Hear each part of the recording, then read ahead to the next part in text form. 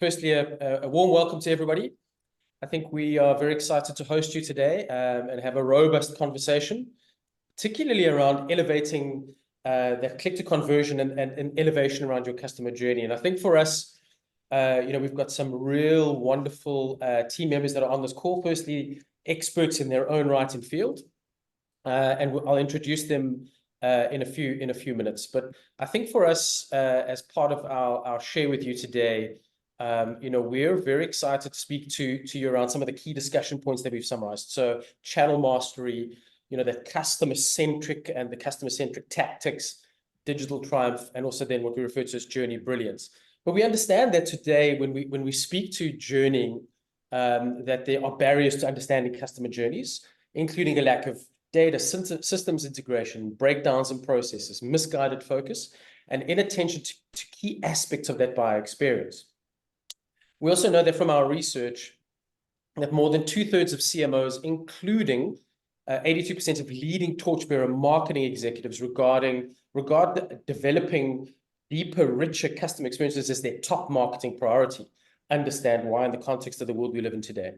And I think for so many companies, we know that the customer journey can deliver improved experiences, and we understand that sometimes those remain difficult.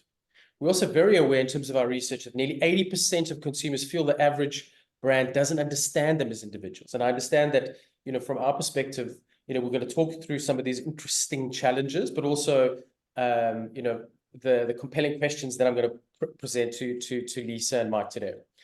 I think in closing, from my part, to get the conversation kickstarted, we talk about the barriers to understanding the customer journey, including the lack of those data, the systems integrations, the breakdown in the processes, etc. And I think for us, we know that there's a number of interesting things that we'll raise as part of the conversation today. So Lisa, if I could hand the Fireside virtual mic to you, and just if you could introduce yourself, and then after that, Mike, if you wouldn't mind as well, please. Great. Hi, everyone. Thanks for joining us today. My name's Lisa. I head up digital and CX for our CXG group from DSG. I've been with us for just under been with DSG for just under 9 years. And I've worked on multiple CX technology deployments in my time at CXG. And I'm very focused on customer experience and customer journey management to make sure that our clients and their customers are having the best experience they can, whichever stage of the journey they're in. Over to you, Mike. Hey, thank you, Lisa. Thanks, Brandon, for the introductions. So my name's Mike. I've been with DSG for about 3 years now. Before that, I was running my own agency. And my main focus is on the customer journey side, so helping alleviate bottlenecks, helping to put together the customer journeys, helping map the whole digital landscape for companies, and then the analytics that go with it as well. So being able to optimize those journeys and get the highest return on investment you can with any campaigns that you run. Yep. Brilliant. It's a great introduction. So we've definitely got some significant brain power sitting, around fire. It's a bit of an autumnish fire. So I think to get kickstarted, I think there's a number of questions that we have, that we've got for the panel members today. So I think from a perspective of the importance of channels in the customer journey, I think there's a couple of questions maybe that I can pose, and I guess either Mike or Lisa, you're going to jump in and go, hey, this one, I'm going to field this one. So I'll be led by you particularly in the conversation. But I think from in your experience, and maybe both of you, if you have feel there's something you want to share in that particular question, please go ahead. I'd appreciate it. So in your experience, what are some of the industry specific key channels that have proven to be effective in enhancing the customer journey? And we talk about the diversity around industries. Maybe we want to start. Mike, you want to maybe start there, or Lisa, either or. You guys. Yeah, I'm happy to go ahead. I think Awesome. Customers and their journeys are evolving, especially from a customer experience perspective. We see technology taking, how can I say, almost digital first in terms of engagements in the customer journey. And we really need to start understanding their goals and preferences in relation to their technology and their channel choices. So, we have to adapt as CX experts to their evolving digital habits. I mean, if you look at something like TikTok, the engagement rate on that supersedes any other social channel we've ever seen, and the growth on that has been absolutely stratospheric, for lack of a better description. I mean, engagement rates are somewhere between 4.5%, where we see a less than 1% engagement on those other social or digital channels.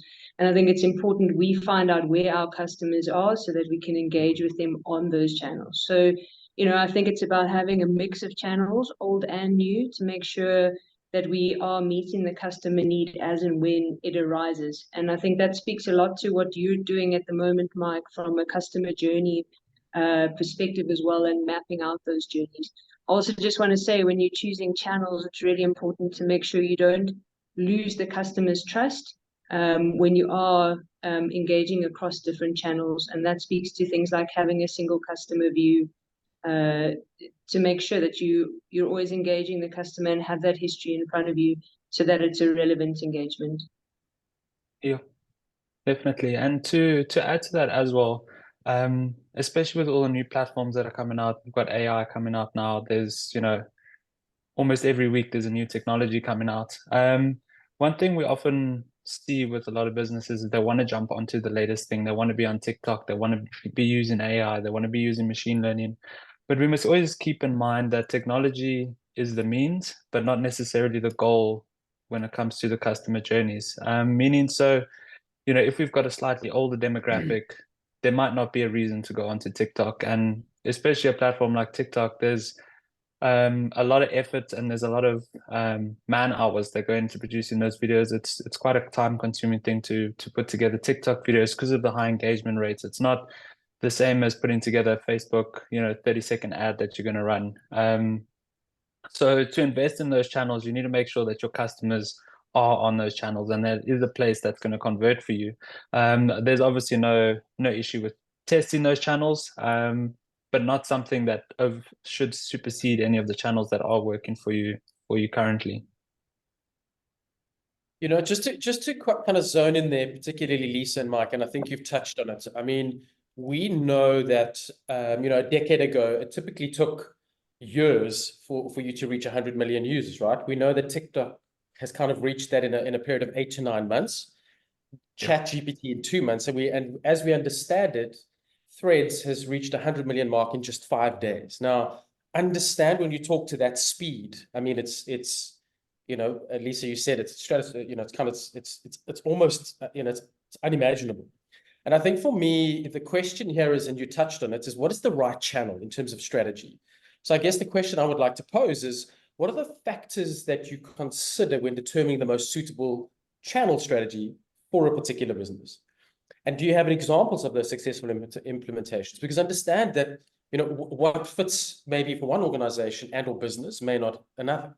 Also today, it's fairly quick to scale, you know what I mean, in terms of leveraging these platforms. So again, feel free, jump in there first, whoever's comfortable, Lisa and or Mike.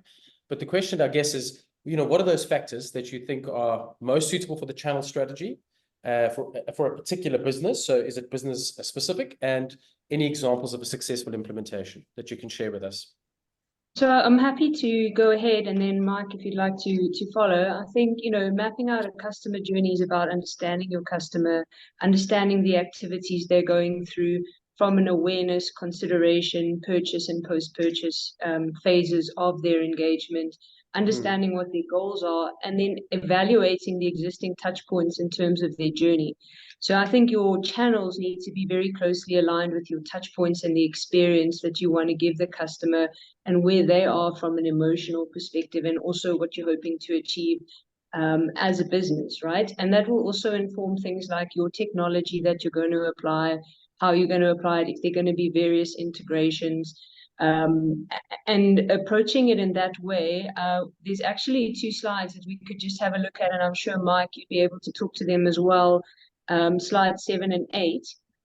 just having a look at that. I think it's also really important when you are thinking about the customer journey and the channels that you are making those emotional connections.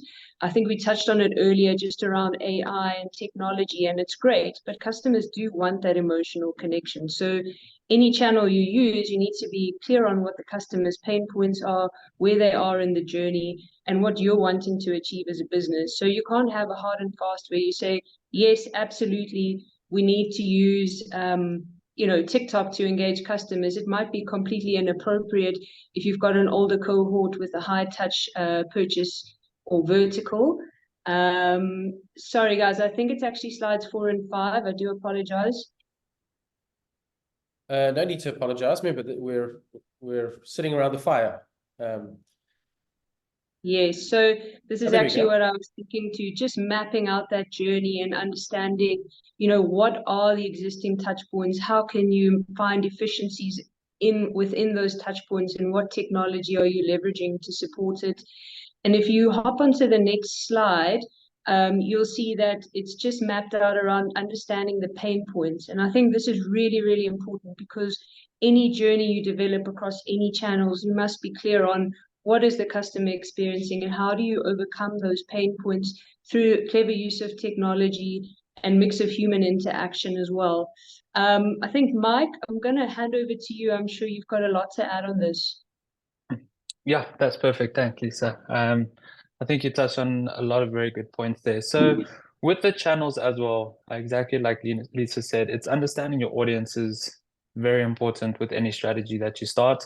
And with the audience, you know, as much as it's understanding the demographics, the psychographics, the location of where your customers are, it's also understanding those pain points and the hurdles that they're facing, and understanding what your customer is trying to achieve at the end of the day. What's their goal, right?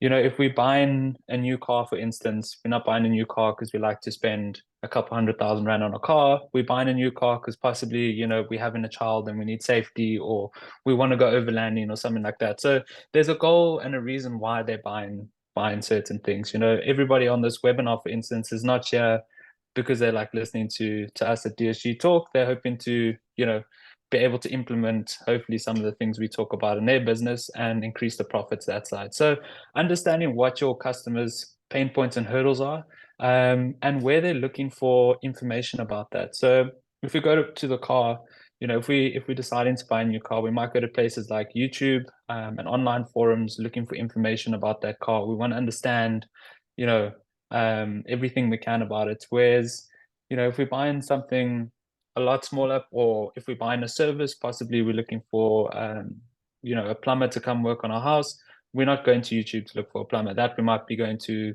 Google My Business, right? So it's understanding where those customers are looking, where those customers are engaging online, where they're looking for information, and then that would inform a lot of your channel strategy as well.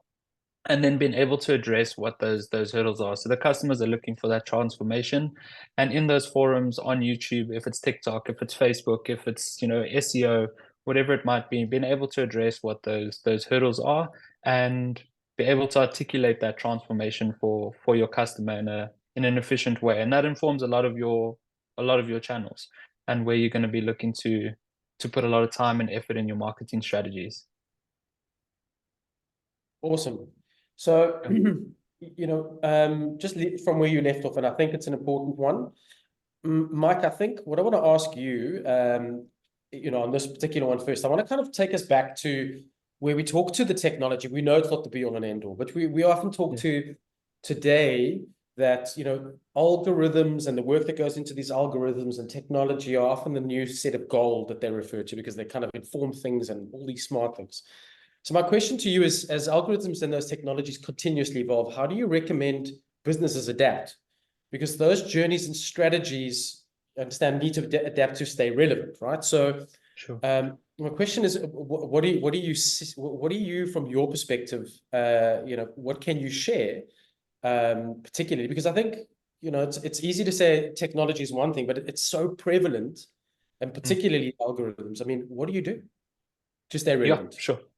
Yeah, no, sure. It's a very tricky thing, especially with platforms being launched every 2 weeks at the moment. So One thing we found that helps quite a bit, and going back to the customer journey and actually mapping out that customer journey and why that's so important is if we can understand from the first touch point the customer has with us. So that might be on, Google search engine, maybe they see a Facebook ad, maybe it's a brochure that we hand out at a robot, all the way until, we get that post-purchase or that repeat purchase coming in, whatever the final primary conversion that we're looking for is.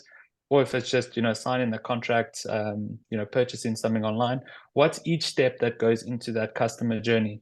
And then tracking what happens within that customer journey. So we understand how many people are coming into that journey and how many contracts we sign in at the end of the day, all the steps in between. Then it's easy to have a look at platforms that are being launched, looking at customer journeys, from other businesses within your industry, having a look at what they do, and you understand, okay, this platform would sit in this step within my customer journey extremely well. So you don't want to look at a platform and, it sounds great, but you don't actually know where this would fit in, and you want to buy it just because you want to buy it. But there must be a reason that it's going to optimize a certain step within your journey, and then you can implement it that way. So it gives you a bit more of a targeted approach, especially if you understand what that journey is. You see something new, you see how it would fit into your customer journey and how it can optimize certain steps within that journey to increase your conversions at the end of the day. Yeah. Okay, excellent. Lisa, I'm going to pose the next one to you. And Mike, thank you for that, because I think, we talk here about click to convert, right? So again, there's all this work that goes into it. But the question here that I think, Lisa, for you is, can you share insights? And we talk about effectively managing customers, but also things happen, right? The reality of technology, complaints occur, people occur. There's various things that break down in terms of a process. So I think, the question I want to pose to you is, can you share insights on managing customers, whether it be complaints, engagements, through various channels that seeks to kind of enhance the overall satisfaction or customer satisfaction? Okay, I think, thanks, Brandon, for the question. I think there's some quite key points in terms of how you approach your customer journey and mapping it out like we've discussed. And the first point is to map it out. I think the second point is to develop processes that are efficient to support the customer throughout the journey. And when in doubt, always put yourself in the customer's shoes, just so that you understand what they may be experiencing. And I think, we've heard it 100 times before, you cannot manage what you don't measure, right? So you need to be able to measure how effective your customer journey is at different phases. So, understanding your CSAT scoring, having that at the end of an interaction or at different stages of your journey is very, very important. Looking at your customer churn rate, where are you sitting? Where are they dropping out of the funnel, or where is it falling over in terms of the process, so that you can go back to the drawing board and understand how to improve that for the customer. And also something that's also very interesting is your customer effort score. We don't want people like spending a lot of effort on something that shouldn't be requiring significant amounts of effort. Of course, it brings us into an interesting space where we can talk about self-service and customer self-service. But I'm going to come back to that in a little bit. I think we need to talk more about focusing on turning negative experiences into positive experiences. And, from us in a CX environment, it's really, really critical, because often customers come to us and they've had the worst experience. And we need to make sure we resolve that experience and, in fact, turn the negative into a positive.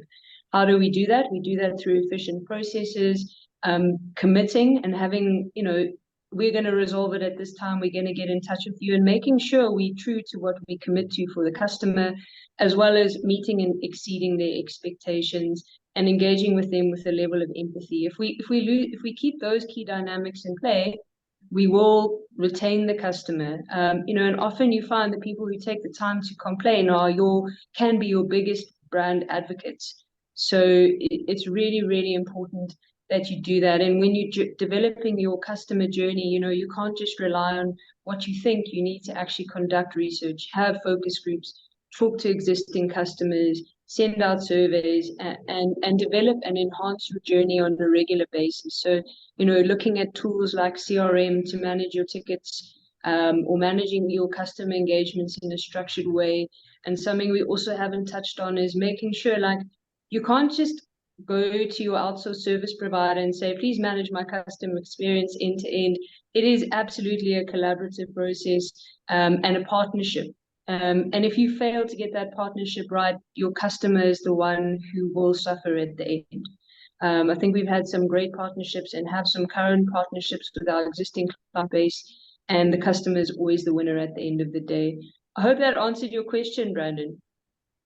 It certainly did. I think, Mike, is there anything you want to add to that? I mean, I think there's some real nuggets that we're in that Lisa threw into the conversation, particularly, when you talk to that customer design or business design, customer journeys, we know that they must be reinvented over and over and over and over again in order to remain relevant. So, it's one of those kind of themes that we know as CX practitioners is kind of the only way of remaining relevant.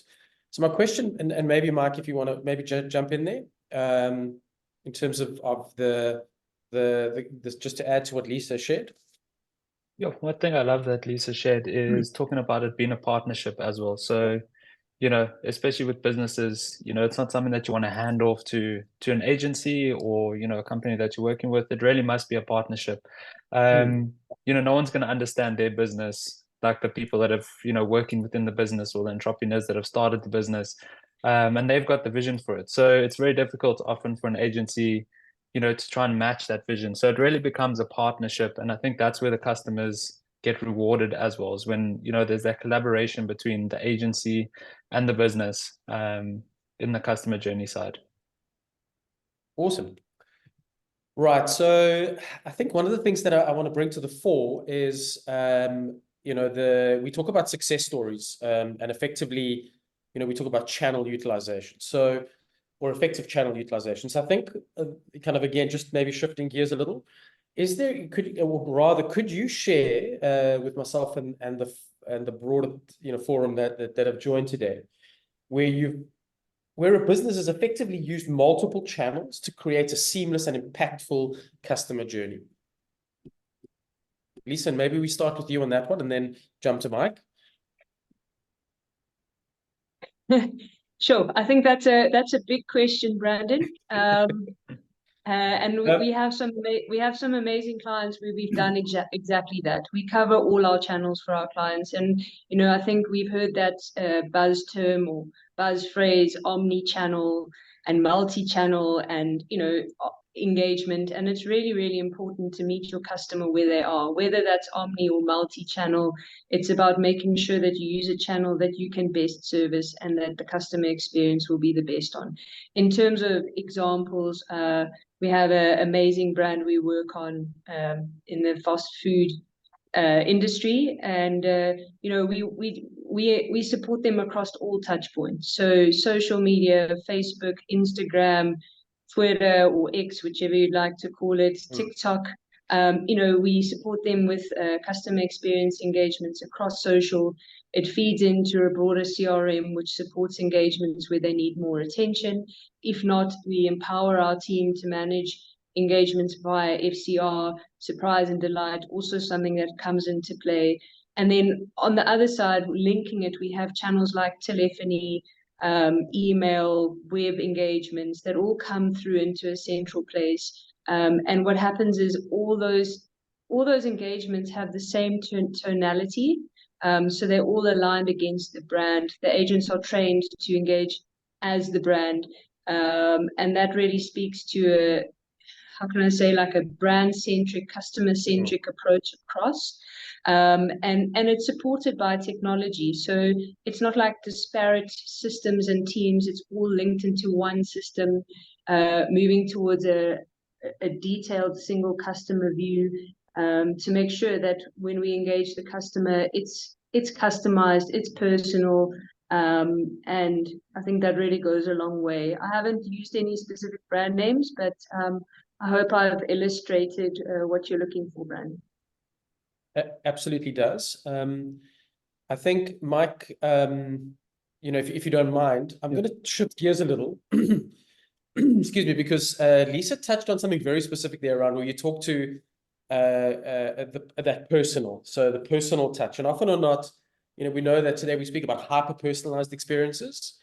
And I think for me, And one of the questions that we want to pose is, from your perspective, why is personalization crucial today, particularly in the customer experience landscape, and how does it contribute to the overall satisfaction?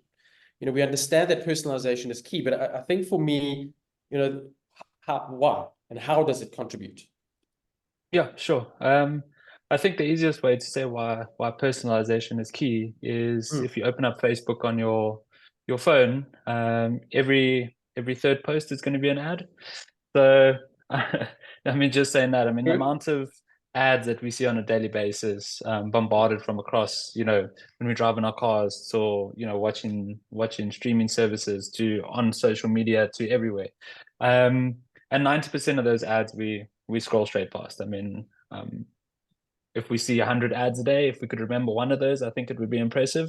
So being able to hit that personalization on the head and get that customer to actually stop and take notice of what you're talking about is extremely key. And that's where it goes back down to understanding the pain points and the hurdles of your customer and understanding what their goals are. If we're scrolling through and it's just a generic photo of a shoe or a car or whatever it might be that we're trying to sell, whatever service it might be that we're trying to sell, and it looks like everybody else's ads that are out in the industry, just got different color and a different logo on there, we're going to scroll straight past and never think about it again. But if there's something interesting there, if they touch on something that I'm struggling with, or a pain that I'm struggling with, and they talk through that transformation that I can get with them, all of a sudden I'm going to take notice, and then I'm going to take that next step in the journey. And that's really what we want our customers to do. So especially on the front end side of the customer journey, where we're trying to get them to engage with us, to take a second look at our brand, that personalization gets them to come to the website, or to read that article, or to watch that video, just to take that next step, that next bit of engagement, and show a bit of interest in the brand. So the more personal we can get with what we're talking to, and segmenting our audiences as much as we can.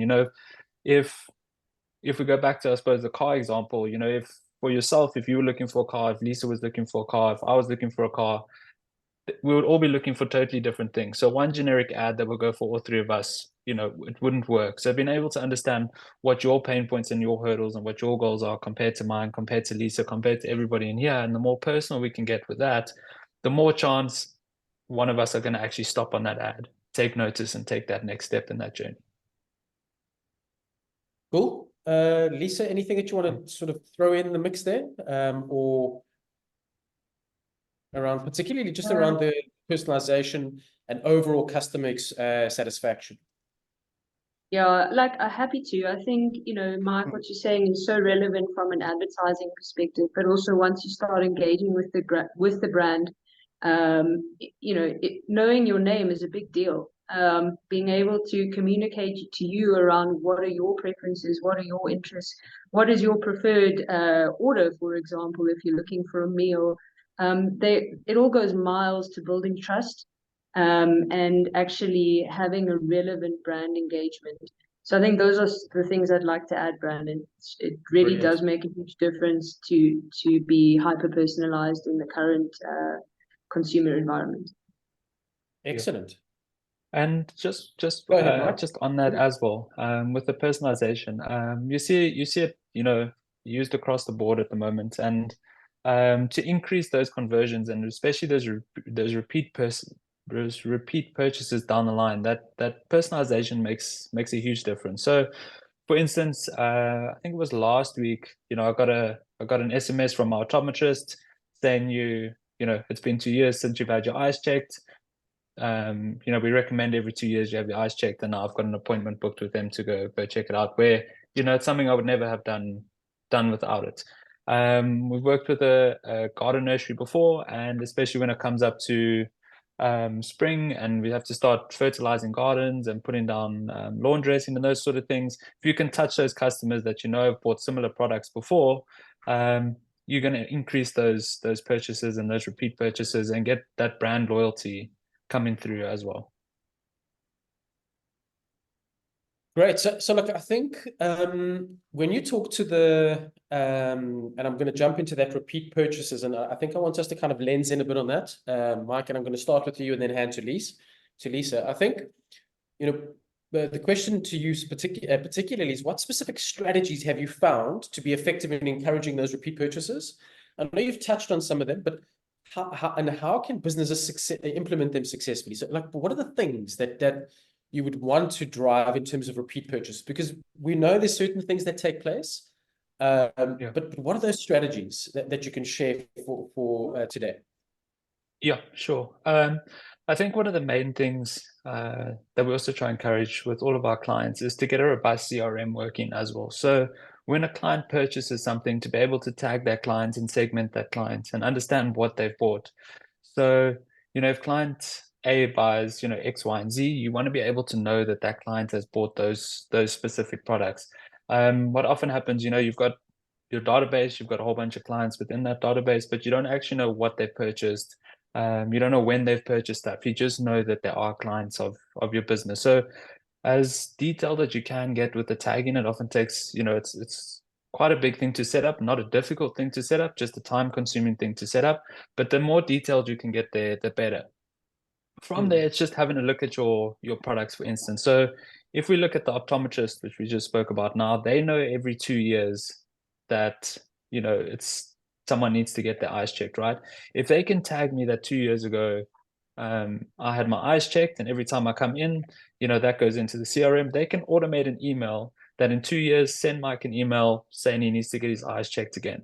It's a very easy thing to do, a one-time setup, and most likely you're going to increase those conversions because now I've got that appointment booked with them. So it's also looking at your products or your services and understanding when is a customer likely to need an update, when are they likely to need it to be checked, when are they likely to need it to be replaced, or whatever it might be. So, if somebody's waterproofing your house, how long is it until they may need to be rechecked? Or, when it comes into a rainy season, can I message it those customers just to check if everything is okay going forward? So it's as much as well understanding what your product is and what the customers need from there going forward, and then ensuring you've got that robust CRM that you can segment those customers. And that goes back to the personalization as well, because they know I've had my eyes checked, or they know I've had my house waterproofed, they know whatever it might be. So then I feel that the business actually cares about me. They're checking up to make sure that I'm happy with the service, or if I need anything else to add value to my experience with them. And then I'm most likely going to convert with them and have increased that brand loyalty again with them.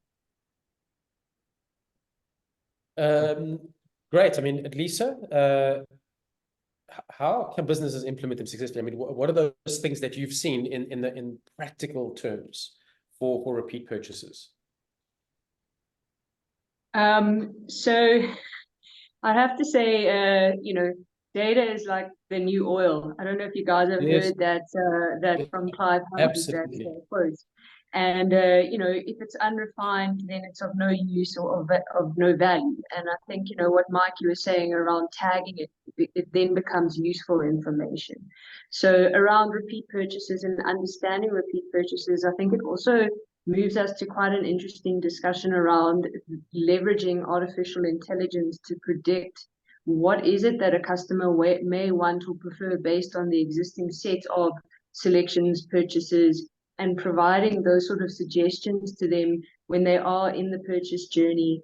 I also think it's really important, like you were saying, Mike, just to understand the journey and the key times when you need to interact with your customer, because that will ultimately drive that repeat purchase. So if you're an optician, okay, great, I make money, or my customers need to come and see me for a checkup every year or every 2 years. I need to remind them of that. And it's the same with like a dentist and with your flu shots. I'm sure you guys are all getting messages about going for flu shots. It's all quite relevant, season specific or time specific information. So in those sort of service sectors, that's really relevant. But if you are in the fast food or a similar industry like that, you could leverage AI and look at customers' previous purchase histories to select what might be another option. If you've got something that's coming up that's a promotion that's like, for example, your customer loves chicken and you have a new chicken dish, it would be worth letting your customer know that that's come out and is something that they should go and try. That's sort of the thinking, and of course leveraging the technology, leveraging AI, leveraging your CRM and continuing to gather relevant information about your customer. Also mining the data to see what, we always look at sort of what's in front of us, but using AI to look what's beyond that and what's not in front of us to identify new patterns and new segments that might uncover some sort of engagement or profitability or even new product that we'd never thought of previously. Look, Lisa, just to add to that point, and we know that today, CX practitioners, professionals, I think they're focused on that as an emerging area. They know that that data, naturally, we talk about trust, consent, all of those things exist to a degree. We know that generative AI models are there as a way of not only playing, but also understanding what is the data telling you, so just beyond the data. Because naturally, I think at some point that will become part of the models that help us drive that personalization, whether it be text-based, imagery, or other. So, I kind of like the thinking that you had shared there, particularly. Micah, I'm gonna jump this question to you because I think it's an important one for us to have a conversation on, particularly in the world of e-commerce and e-commerce businesses. We're speaking about repeat purchases. We're speaking about personalization. We're speaking about being optimal in all of these things. But the question here for you, maybe you can kickstart this one for us, is strategies and tactics to build successful e-commerce. We understand that if you're looking for a successful e-commerce presence, what personalization and personalized strategies and tactics would you recommend for creating a positive and lasting customer experience? Yeah, sure. Yeah, so I mean, not looking so much at the technology. I mean, we know we've got Shopify, WooCommerce, Squarespace, all of those things. I think one of the most important things, and one thing we often see where people miss the mark, is the story behind the product and the lifestyle behind the product. So we often talk about the benefits or our product itself. So we go into the product descriptions, we tell everybody everything that the product is, we explain the product, in depth as much as we can, but we forget why the customer is actually buying our certain product. So we often forget the lifestyle and the story that often goes behind the product as well. I think a nice way to illustrate it, if Nolene, if you're on, could you open up slide 23 from the speaking engagement?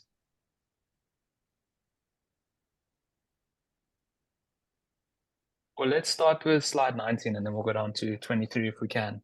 I think that will actually illustrate it a bit better. So talking, why should the customer actually buy this product? How is it going to benefit them? We're not just talking, we never want the customer asking themselves, how is this going to benefit me? We want to be able to, have that upfront for them. So for instance, let's say we've created this umbrella. It's an amazing new umbrella that's, the spokes don't break in heavy winds. Often what we'll see is, the copy especially on Facebook ads or any sort of marketing, that we've created the most durable umbrella that spokes, that are unbreakable. But why is that good for me? And this is a saying we often use when looking at the creative. Write down your first bit of copy, and then ask, but why is this actually good for me? Putting yourself in the customer's shoes. Well, the umbrella will stay open in heavy rain or wind. So why is that good for me? Well, the umbrella won't let you down when you need it the most. And that's go along with the image at the bottom. That's a lot more powerful for the customer. That's going to create a lot, it's going to build that story within the customer's mind, and they can see the goal and the transformation that they're going to get with your product a lot more than just talking about the spokes that are unbreakable. And then if you jump down to slide 23, and a great company that's implemented this is obviously GoPro. I mean, they're the kings at talking about the story. A lot of the GoPro products, the specs, I don't know if I've ever seen an ad for the specs of a GoPro product, possibly. But I've seen 100,000 videos about the story behind GoPro and what it's going to benefit. You can see the lady here that's snowboarding, or you can see people fishing, or scuba diving, or whatever it might be. And they're not talking about the product, but you can see that transformation you can get. You get a sense of what that product's going to give you. Where if we just talk about the product, what it is and the benefits, we then making the customer have to imagine how that's going to benefit them.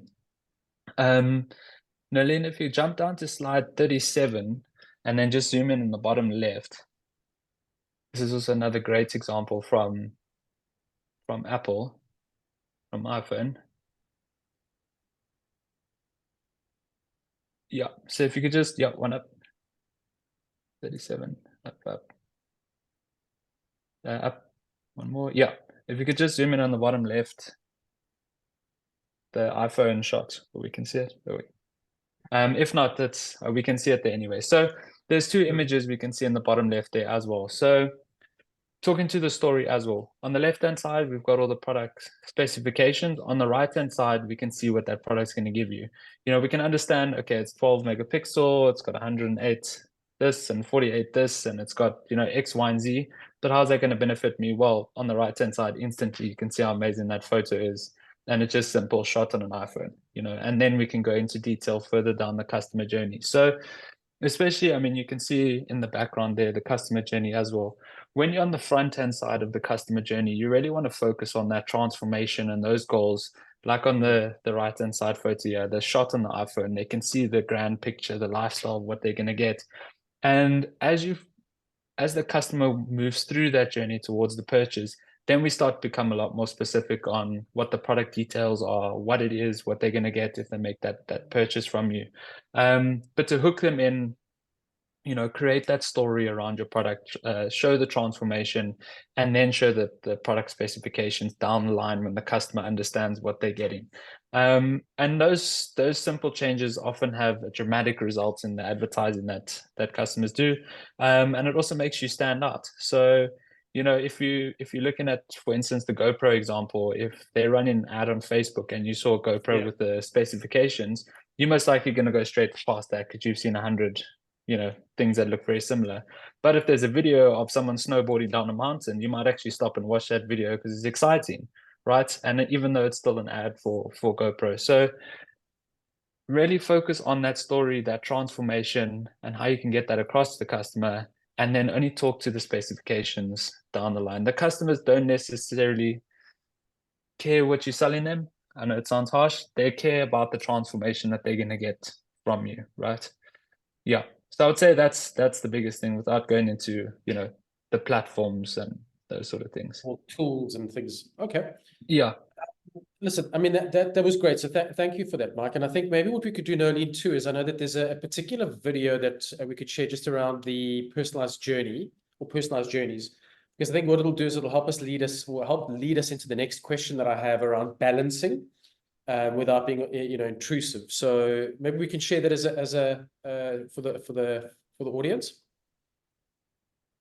And Nolene, you had it, and then there we go. I just needed to add sound. Brilliant, thank you. A few weeks ago, I had an appointment. I had booked an appointment in Salt Lake City where I live, and it was an appointment I was not looking forward to. About 3 days before the appointment, I get a video from the person I'm having the appointment with telling me what to expect on the appointment. I feel a little better about it now. The day before, I get another video via text, and he says, hey, there's some construction on your way. You probably want to go this way, and if you get there early, there's a little coffee shop next to my office. They have the best lattes, and try the blueberry muffins. They bake them fresh every morning. So now, I'm not feeling so awful about this appointment. I go, I have the blueberry muffin. I go into his office, and there's a big placard, and it says, welcome, Sherry Levitt. So now I'm feeling even better. I sit down in a chair, and he says, pick from any one of these videos to watch during your appointment. And then the root canal began. Here's the point. If an endodontist can create a great customer experience, think what we can do. Video creates a humanizing, authentic customer experience. Brilliant. So, I mean, that just illustrates it in terms of where it does resonate and it connects both, you know, from an emotional point of view, etc. The question I want to pose, though, to you, and maybe Lisa, we can start with you and then jump to Mike. You know, we know that how do you balance that personalization without it becoming overly intrusive, right? Because, maintaining that balance in terms of personalizing the customer experiences is key. And the second is, how do you recommend that businesses achieve that personalization without crossing that line in terms of being, well, actually, hold on, this is a bit invasive? Because it's a very fine line, right? Yeah, that's a tough question. Even in that know. video where she had the doctor had actually identified that she was going to have roadworks on the way to her appointment was a little bit creepy for me. Exactly. In other context of Sherry, it was perfect because she's like, oh, this is great. But for others, it'd be like, whoa, hold on. From where I'm coming to, all those things. So where do you draw that line? What is the balance? So I think it depends. Business? Absolutely. I think it depends on what your industry is, which vertical you're operating in, and what kind of service it is. If it's a high touch product, which requires you to know more about your customer, I think that you can customize to the next level. So, for example, you're buying like a R1 million car. I'd like you to know my name and a little bit more about me. And in fact, even when I do come and collect the car, it would be lovely that you go the extra mile. Whereas if I'm ordering I don't know, like a meal online or via an app, I don't think anything more than my name and address is actually needed unless something's gone wrong. And I think, Checkers 6060 do that incredibly well. They do communicate with you by name. They know if they've missed something in your order and they let you know about it. So I think it's really about understanding, what are you selling? What is the engagement? Is it high touch, low touch? And how long the journey is. If it's a short purchase cycle, I think the amount of information is limited, but it depends also what you're selling. So I think hygiene factors across anything would be the name, the date of your appointment or the date of your engagement, what you ordered, what you didn't order, what you've purchased. And then, I think for every industry, you have to draw a line around what you think, what is appropriate and what isn't. I don't know, Mike, if you have some idea on that, but I think, of course, Brandon, the ethics is also important. Like, you don't want to be unethical in terms of the information that the customer shared with you and how you use it. So it's also about making sure you have an ethical stance on the information. Brilliant. Mike, hit Yes, us. I think. What do you think? Yeah, I think Lisa nailed it there. So the big one I would say is the ticket price. So depending on what you're selling, are you buying 200 Rand product or are you buying a 10 million Rand product? And then the personalization would go along with that. So also depending how personal that relationship would be with you with the customer, like a check is 60/60, there's not really much relationship besides giving the driver the pin to get out the gate when he drops off your order. Where if you're buying a car, they're obviously going to know your name. You're going to be talking to them a lot longer. If you're buying a house, it's even a longer process. So I think it's just that balance and what customers expect as well. If I'm paying 200 Rand, I don't expect you to know everything about me. If we're spending 5 million Rand on a house, I expect you to know a lot more about you, about me, right? So I think that's just where it goes. How long is that sales process? How high is that ticket price? And then you just adjust that personalization accordingly from there. Brilliant. I'm mindful that we're going to kind of head into possibly the audience Q&A. So I've got one more question. Mike, I'm going to start with you, then I'm going to hand over to you, Lisa, particularly around digital nudges. You hear all of these wonderful terms these days. So, we talk about digital nudges and what does it mean, and it sounds cool and all these wonderful things. But my question to you, Mike, very specifically is, how can you use digital nudges to influence customer behavior? And do you have an example? Because I think, firstly, maybe you could just give a quick context on what a digital nudge is, because in my mind, it might be something completely different to somebody else. Whereas, it may be very specific as a tactic or strategy in terms of purchase. So, Mike. Yeah, so a digital nudge is either just changing the I suppose engagement with the customer slightly. So if it's on your website, it might be dulling most of the screen and just highlighting a certain portion. It might have a pop-up come up with a little bit of extra information. It might be highlighting a certain piece of information. It might be a chat bubble that comes up. So it's just something to nudge the customer in the direction that you want them to go, to take them further down the customer journey. And yeah, customer nudges are amazing. So we've used them. I mean, I think a place we all would have seen it used and be quite familiar with is, especially when you open up a new account with, let's say, an app. They might take you through the process of onboarding you within the app, and certain pieces of the app would be highlighted saying, okay, you fill in your name here, you do that. Then the next step would be highlighted, and the next step, and the next step. So that would be a digital nudge where the screen would darken and they would point you to the place that you want to go. Another great place to use it is if you're implementing a new feature on an app as well. So if you've got the engagement, you've got customers already using an app, or your website or whatever it might be, and you've introduced a new feature and you just want to highlight that in the customer's mind, that's a nice place to do it as well. When they go into the usual place, you just highlight that, maybe a little information bubble that comes up just saying, hey, check out our new feature. It does this X, Y, and Z. And it can push customers to actually engage with that new feature.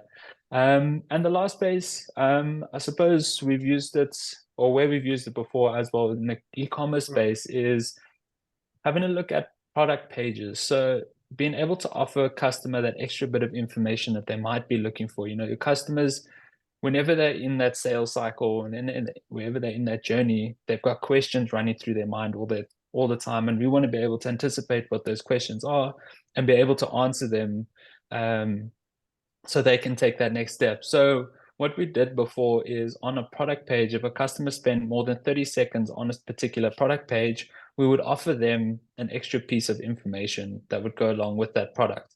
So it might be, you know, a testimonial from a customer.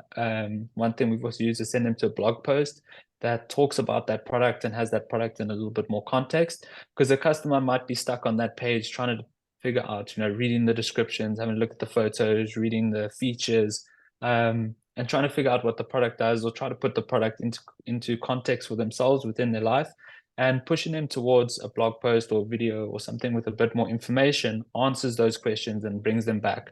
You know, you provided that extra bit of information without being too intrusive with the customer as well. So I think those are the three big ones we've used it. It's been amazing. You know, the onboarding customers, amazing. Or teaching people how to use your app or your website, whatever it might be. New features, so new features alerts, and then just providing that extra little bit of information and trying to answer those questions that your customer might have in their mind within the journey. Brilliant. Lisa, anything you want to weigh in on that particular one in terms of nudges? I'm just going to quickly nudge you. I think Mike's covered it. Thanks, Okay, Brandon. brilliant. Okay, so I'm very mindful we have 6 minutes. So I do see that there was a particular question that came through from Clarissa, particularly around, you know, how do customers move from one stage of the journey to the next? And I think that particular sort of summary you just gave now, Mike, does help around saying, oh, hold on, you're here in the journey, here's a nudge to get you to the next phase. So I think that's one tactical strategy driven across, whether you're on an e-commerce site or other. So, I mean, you know, that would be one tactic, I guess, in terms of driving that particular move to the next stage of the journey. The other thing, I guess, maybe in closing, because that was the only other question I could see that's come through. And a couple of things, you know, and then I'm going to hand over, because I think I just want to get a sort of a summary from you, Lisa, on what do you see is going to happen in the next 12 months? You know, what do you think the future holds? And I'm specifically saying 12 months because previously we'd say, what's coming up 5 years from now? I guess that doesn't work anymore. What's happening in the next 3 to 12 months from yourself, Lisa, and yourself, Mike. And just as a note, once we close, there will be just a survey around the webinar just as we close. But I think, Lisa, if I can ask you, you know, what do you see is going to happen in the next 3 to 12 months? Because, you know, understand that customer experiences, customer journeys, journeying, you know, is a journey. But the question is, what do you foresee coming up? So I see a few things happening. You know, we've seen research recently published just around, you know, Gen Zs also using traditional channels to engage brands. I think that's the first thing. We need to step away from just thinking it's a digital first sort of engagement dimension. I think we need to be open to the fact and very aware of the fact that it's omni-channel and that telephony isn't going anywhere anytime soon. And we need to make sure that we are using all channels to the best of their ability and leveraging that functionality. The other important thing is AI and the relevance of AI, both with the customer-facing journey as well as our internal journeys, supporting things like FAQ, self-service on both sides, both for our agents who are servicing customers as well as for our customers, and not losing sight of the fact that we need to find a healthy balance between the digital interactions and the human interactions. We can't just go forward with digital-centric or digital-only engagements, because customers, customers want authenticity. They want to feel like they're engaging a human being, and we need to find that balance. And I think when we are leveraging AI and the technology, we need to be smart about integrity, personalization, the time and effort spent, making sure we inject empathy into the engagement and managing customer expectations. So yeah, that would be me, Brandon. Thank you. Brilliant. Thank you, Lisa.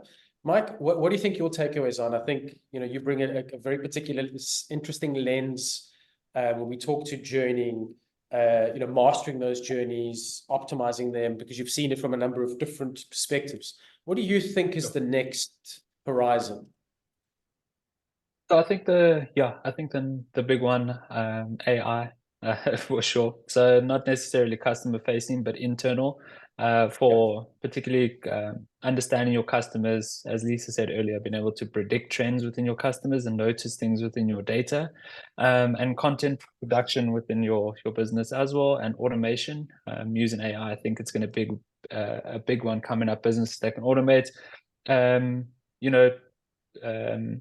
helping to take over a lot of the manual sort of man hours that people put into customer journeys and the marketing, alleviating those people to focus on coming up with the big ideas. I think that's going to be the big thing. So a lot of the mundane sort of tasks that you do day to day, the businesses who can figure out how to automate that and release their teams or open their teams up to actually doing what they love and, being able to put together those big ideas, I think they're going to win.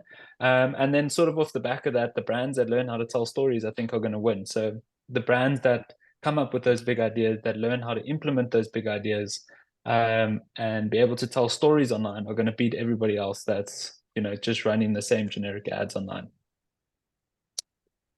Brilliant. So, I think to summarize, both a massive thank you, Lisa and Mike, for your insights and for sharing today in this open conversation. I think secondary to that is, we know that there's a significant importance around mastering the customer journey. We understand all customer journeys. We understand it's not just about a piece of technology. We understand that it's all encompassing in terms of what that looks like. And I think just to add, when you speak to the AI and all of these other things, particularly, I think it's important to share that, the feedback that we're seeing particularly, will continue to evolve. And I think more importantly for us, when we talk to customer journeys, there's the other things that we need to also look at, which is, so where are your customers where you're not seeing them? And I think, to use an example that we quoted here, I think Checker ShopRite, where you talk to that 60/60, they're doing it exceptionally well. They talk to journeys, they've mastered some of the journey, they're enhancing, they're continuously changing that value proposition. So, they're staying relevant, and I think that's the key. So, Lisa, massive thank you. We appreciate all of your insights today. Mike, the same. And I think from our perspective, just to thank the audience for joining us and kind of listening in and sitting alongside us. It was wonderful having you and sharing some thoughts with you. And I think also, please stay in touch. You will see that this webinar will be shared post. You'll get a confirmation of this conversation. And again, Mike, thank you. Lisa, thank you. Thank you, Brandon. Thank you. Thank you, everybody.